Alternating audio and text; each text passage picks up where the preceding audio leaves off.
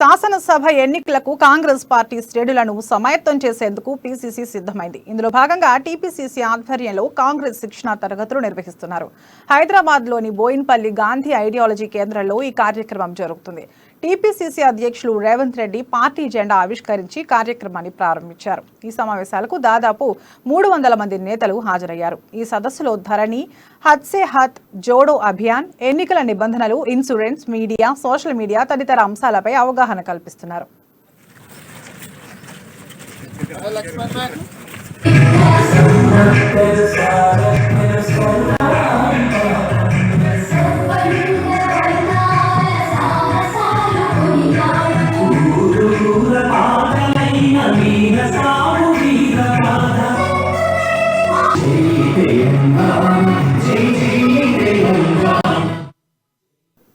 దేశ సరిహద్దులు ఆక్రమణలకు గురవుతున్న ప్రధాని మోదీ స్పందించడం లేదని, అలాంటిదేమీ లేదని ప్రధాని చెప్పడం దురాక్రమణలకు అనుమతి ఇచ్చినట్లేనని టీపీసీసీ చీఫ్ రేవంత్ రెడ్డి అన్నారు. శిక్షణ తరగతుల్లో ఆయన మాట్లాడుతూ కేంద్రం వైఖరిని ఖండించారు.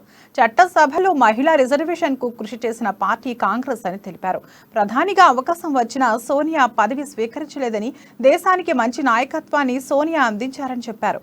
దేశంలో విచ్ఛిన్నకర శక్తులకు భయపడకుండా రాహుల్ గాంధీ ప్రాణాలకు తెగించి పాదయాత్ర చేస్తున్నారని చెప్పారు. ప్రతి గడపకు తట్టి రాహుల్ గాంధీ సందేశాన్ని చేరవేయాలని, పార్టీ ప్రతిష్టను పెంచేలా సందేశాన్ని తీసుకెళ్లాల్సిన బాధ్యత నాయకులపై ఉందని సూచించారు.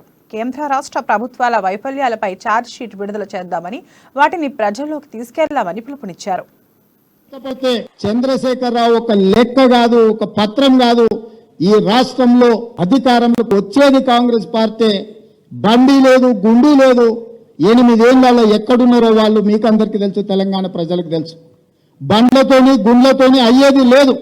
ఎంతసేపు ఉన్న గుడి పేరు మీదనో లేకపోతే మతాల పేరు మీదనో పంచాయతీలు పెట్టి నెగ్గాలనే ప్రయత్నం చేస్తుండ్రు తప్ప వాళ్ళు కూడా ఎలాంటి పేద ప్రజలకు ఉపయోగపడే ప్రణాళికలు లేవు. అందుకే అభయహస్తం తీసుకొని ముందుకెళ్దాం.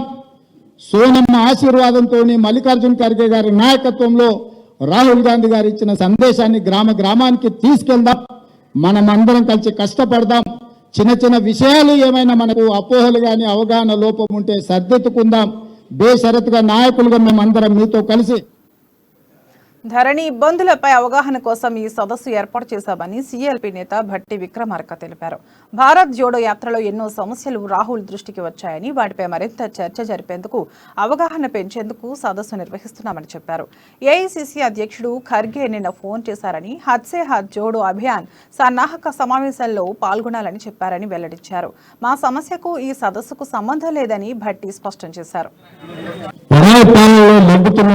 దేశానికి స్వాతంత్రం తీసుకొని రావాలి, జాతికి విముక్తి కలిగించాలి, స్వయం పరిపాలనతో ఈ దేశం ముందుకు పోవాలన్నటువంటి ఆలోచనతో మొదలుపెట్టినటువంటి ఒక ఉన్నతమైన ఆలోచనతో మొదలుపెట్టిన అఖిల భారత కాంగ్రెస్ కమిటీ ఆనాటి నుంచి ఈనాటి వరకు కూడా కేవలం పరిపాలన బాధ్యత ఒకటే కాకుండా, అధికారం ప్రభుత్వ పాలన ఒకటే కాకుండా, అధికారం ప్రభుత్వ పాలనతో పాటు సమాజంలో ఉన్నటువంటి అనేక రుగ్మతలను తొలగించడానికి కూడా మార్గదర్శకాలను ఏర్పాటు చేసుకొని ఆనాటి నుంచి ఈనాటి వరకు ముందుకు పోతున్నారు. ఒక రాజకీయ పార్టీగా పార్టీని ముందుకు నడిపించే అధికారాన్ని తీసుకొని రావటం ఎంత బాధ్యతో, అట్లాగే ఈ సమాజంలో ఉన్నటువంటి అనేక సమస్యలపైన పోరాటం చేస్తూ ఆ సమస్యలకు పరిష్కార మార్గం చూపించడం కూడా ఒక రాజకీయ పార్టీగా మనందరి ముందు ఉన్నటువంటి బాధ్యత.